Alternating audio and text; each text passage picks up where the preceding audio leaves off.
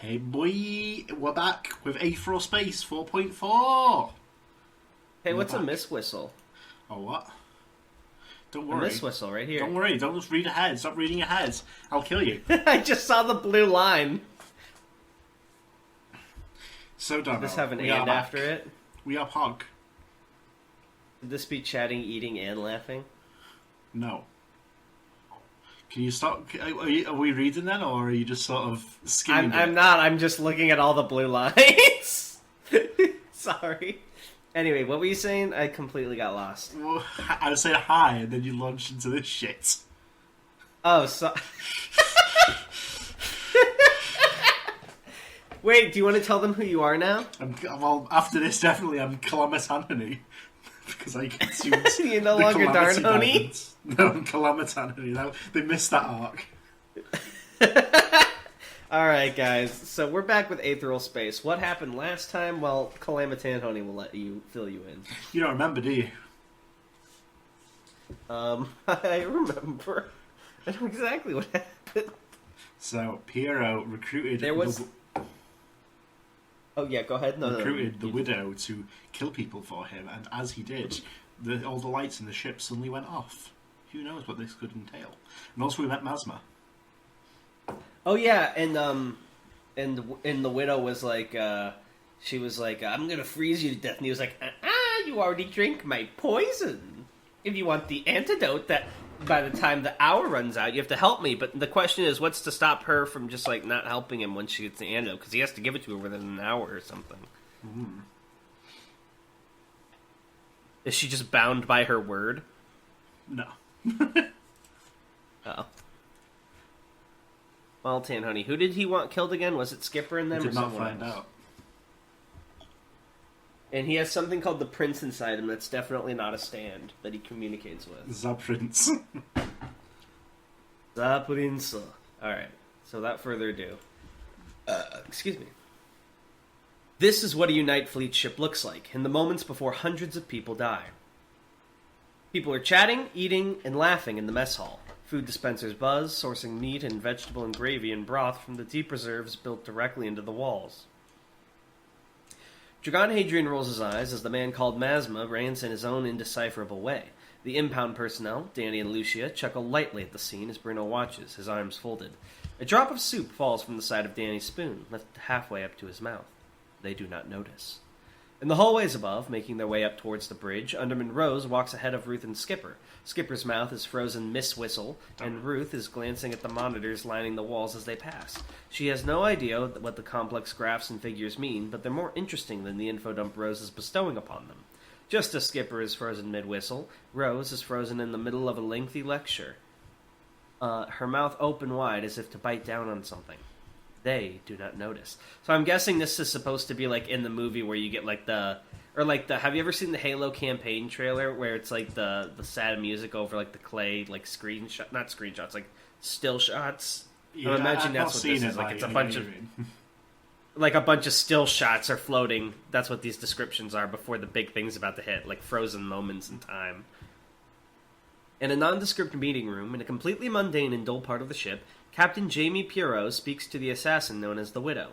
A mostly empty glass of water lies between them, the ice cubes in it melted by the room's heating. There is the potential for violence in this room, for murder if discussions do not go well. But that is not what will happen today. They have no time for something as luxurious as murder. They do not notice. Okay, this gimmick's staying. It's welcome a little. In the security office, Overman Yazis scrolls through the script placed before her, her eyebrows knitted in concentration. The information on the script has nothing to do with the impending deaths of so many. It is simply another concern among the many that come up on a ship this size, like a single drop of rain in a thunderstorm. Security personnel come and go behind her as she reads. They do not notice. Overman Langston, in his own private office, sits before a console unit, fingers dancing hurriedly across the holographic keyboard. His brow is creased in concern, confusion. His hand reaches for a script, ready to make a call, but he won't make it in time. He notices, but far too late. In the central engine room of the Unite Regent is a power unit like a giant pillar, the size of a building glowing with unearthly yellow light. The energy this unit is producing is enough to power the entire ship, to keep every system running at maximum capacity. Technicians and engineers scurry back and forth like ants, performing the endless dance of maintenance that is required to keep something like this running. These people are the best at what they do, by necessity. The slightest error could result in disaster, catastrophe. In this case, however, the horror that is about to unfold isn't down to them. It's down to the bomb, suddenly placed on the underside of the walkway encircling the engine. The size of a human fist, with a blinking red light increasing in frequency as it comes closer and closer to giving birth to fire and blood. Here, now, is the occasion upon which this nightmare could be averted. If one of the engineers looked, saw, grabbed the explosive and deactivated it, nobody on the ship would have to die. The Regent would fly on, brushing against the border unimpeded. But they do not notice, and they don't live long enough to regret it. The bomb exploded with a sound like a human scream, distorted and sharpened, and white fire belches forth from its innards. The explosion cracks open the power unit like an egg, and with the engineering staff thrown to the ground by the tremendous shockwave, there is no one to deactivate it before things get worse.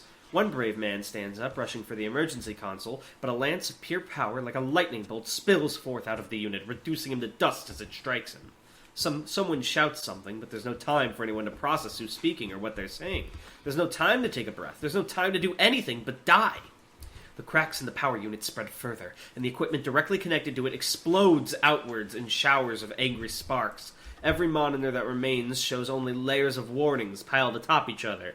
Power critical, containment breached, meltdown imminent. Everything that can go wrong is about to go wrong. Containment breached. And then, it does. The power unit explodes in a supernova of light that tears through flesh and skin, through metal and glass, through the very air itself. Nearly a quarter of the Unite Regent, the entire engineering section, is consumed by the blast. That is how hundreds of people die. Dragon clenched his teeth to hold back the yelp of pain, biting down on his tongue in the process, which didn't much help. He had been knocked down when the ship had rumbled and the lights had gone out, and from the agony now coursing through his left leg, he was pretty sure he'd hit something on the way. He clutched his leg, blinking rapidly as his eyes adjusted to the dark. The sounds of panicked shouting and screaming coming from around him were nearly overwhelming. A few seconds after the initial shock, the emergency lighting in the mess switched on. An ominous red glow filled the room, light distorting their surroundings in such a way that everything seemed sharper, less friendly, more hostile. In terms of emergency measures, it wasn't much helping. Bruno grabbed Dragon under the arms and, with a grunt of exertion, pulled him back up onto the bench, doing his best to stop the injured leg from hitting anything. "You okay?" he said quietly, eyes flicking around the room, taking everything in, trying to get a handle of what exactly this situation was. "Felt better," grunted Dragon, his breath shaky as pain continued to radiate from his leg. "You?" "We're okay," mumbled Serena. She took over from Bruno seamlessly. "But what happened? This is kind of scary." Before Dragon could start to speculate, he was interrupted by the shouting of the man sat opposite them, that fool Masma, waving his arms wildly as he ranted.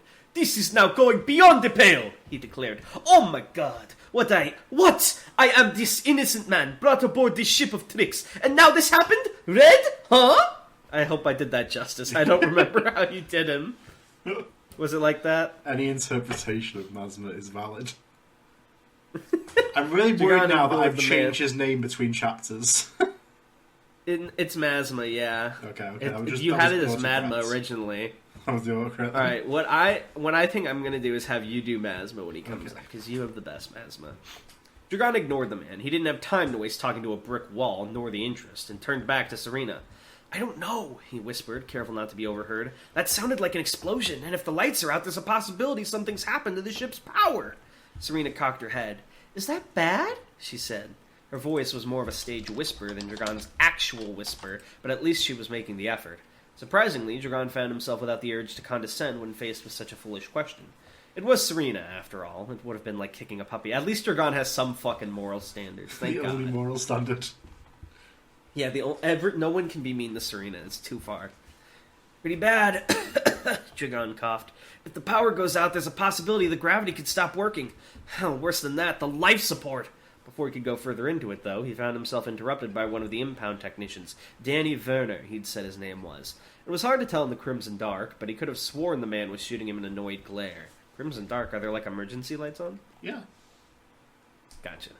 The backup power can run... I don't remember his voice. The backup power can run for days, Werner said reassuringly, helping his friend Lucia to her feet. There's no possibility of us losing life support. Don't go starting a panic.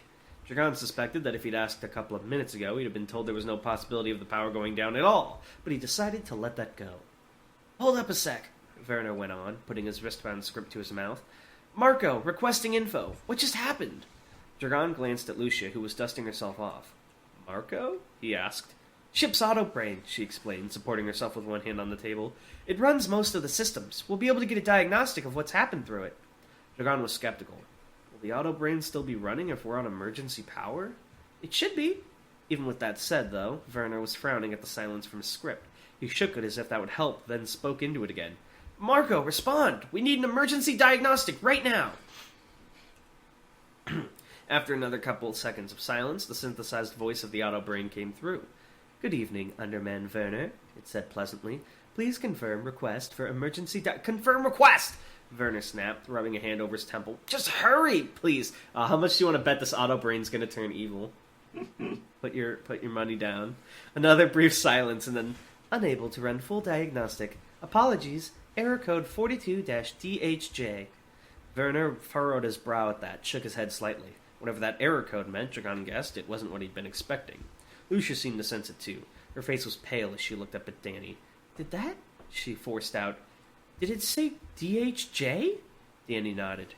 DHJ, he murmured. DHJ, there's nothing to diagnose. The power unit isn't there. God. Their little group fell silent for a while, an oasis of quiet in the middle of the babble that filled the rest of the mess hall. That explosion and the power unit gone. Something terrible had happened. Shakily, Danny brought the script back to his mouth. Arco, he croaked, voice hoarse. Please report last known status of power unit, and put me through to the chief engineer once you have.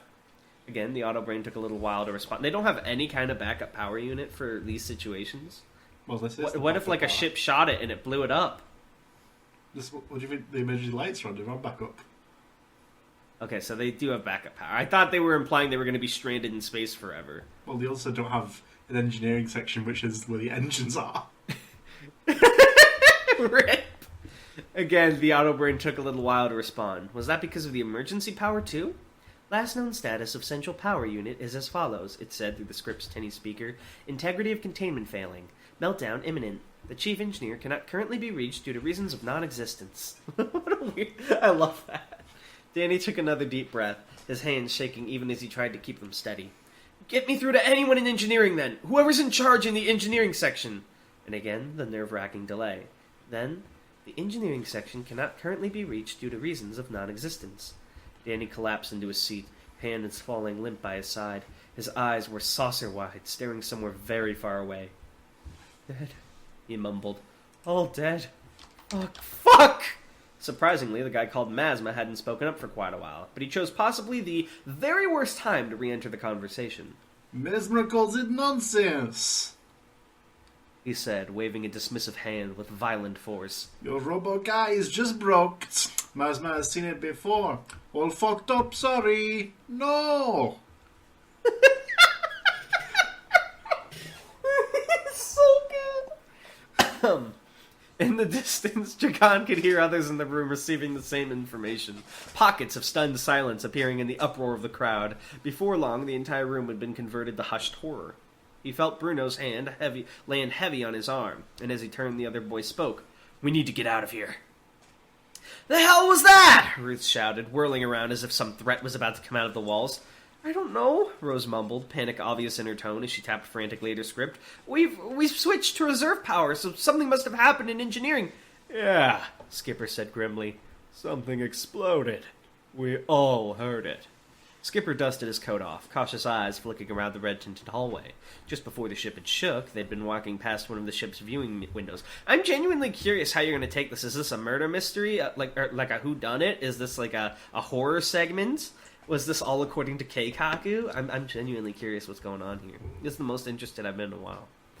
So now they had the crimson hallway in on one side and the horrifying void of space on the other. Not the best view Skipper had ever had. An explosion? Rose whispered, as if the very notion was preposterous. No, that can't be right. Even if there was a malfunction, we'd have had some warning at least.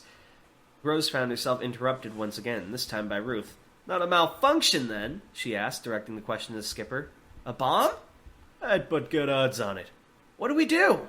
Skipper took in a deep breath. Ideally, he'd have liked to stick around longer, get an idea of what this Captain Pierrot was up to, but it seemed they no longer had the luxury of patience. If they didn't extract themselves from the situation now, Skipper didn't think they'd get another chance. Bruno, Serena, and Dragon were in the mess hall, he said after a moment's hesitation. We double back there, grab them, and make a run for the ship. Huh? Rose stepped forward, clutching her script so tightly her knuckles turned white. No, you can't do that. You can't just leave. Skipper smiled wryly. While he felt a little bad for her, he couldn't let her interfere with their escape. You can't stop me, kid, he said, voice cold. So don't even try.